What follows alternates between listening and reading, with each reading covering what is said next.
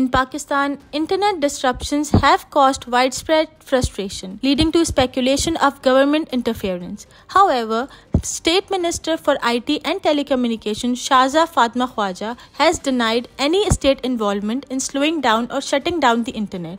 She attributed the slowdown to the increased use of VPNs by the public, which bypassed local servers and put pressure on live servers. अंदाज़ा है कि हाल ही में अवाम की एक frustration आई internet के हवाले से। हमने देखा सोशल मीडिया पे देखा कि उसकी बातें हुई।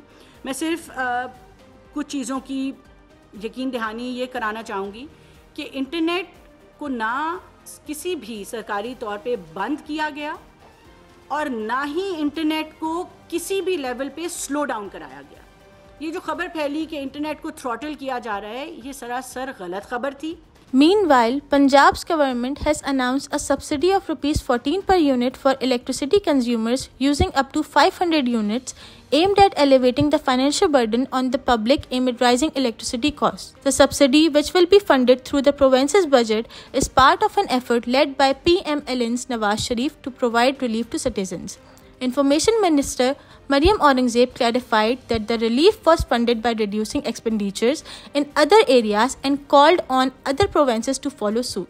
हमने पूरे पंजाब में सब सार्फिन को बिला तफरीक ये रिलीफ दिया है। इसी तरह अपना छत अपना घर हमने हर सेगमेंट के लिए रिलीफ दिया है। In political developments, the government has accused PTI founder Imran Khan of conspiring with retired General Faiz Hamid and others to sow discord in the country. This comes as investigations widen into allegations against General Faiz. Imran Khan from prison claimed that General Faiz's transfer was part of a plot to topple his government. सियासी गठजोड़ था बानी chairman PTI की क़यादत में, जिसके साथ link था general फैज़ का और बाकी अफसरान का और बाकी कुछ इसमें और इदारों के भी लोग शामिल हैं। और देखिए ये दायरा कार बढ़ेगा, चाहे कोई साकिब हो कोई निसार हो, ये मामलात आगे चलेंगे, शफाफियत के साथ चलने हैं।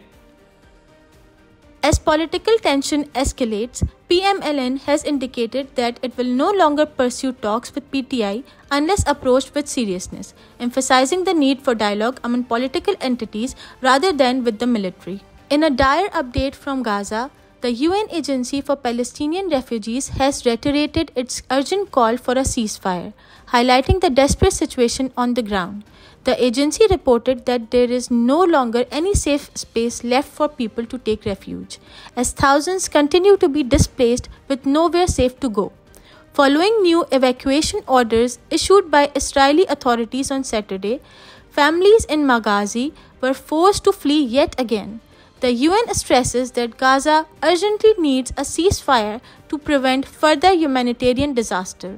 Meanwhile, in northern Israel, a Hezbollah drone was suspected of infiltrating Israeli airspace and capturing footage of Prime Minister Benjamin Netanyahu's private residence in Caesarea. The Israeli Navy detected the drone with the missile ship's radar, but other control systems failed to pick it up. Despite sending fighter jets to locate the drone, it remained undetected. On the ground in Gaza, Israeli military operations continue to intensify, with troops conducting deepening operations in Khan Yunis and Deir al-Bala. The Israeli army reported that air strikes targeted and destroyed rocket launchers in Khan Yunis, killing fighters and uncovering a cache of weapons. In Rafah, both above and below ground, soldiers attacked infrastructure and discovered more military equipment. Tragically, at least 11 Palestinians were killed in Israeli attacks on Sunday, strikes targeting Deir al-Bala and the Nuseirat refugee camp. As the conflict rages on, the death toll continues to rise, with no end to the violence in sight. Some Indian junior doctors remained off the job on Sunday, demanding swift justice for a colleague who was raped and murdered despite the end of a 24-hour strike by the Indian Medical Association. Protests and candlelight marches have taken place nationwide after the killing of a 31-year-old postgraduate student in Kolkata on August 9. Women activists argue that this incident highlights ongoing issues with violence against women in India, despite tougher laws enacted after the 2012 Delhi gang rape.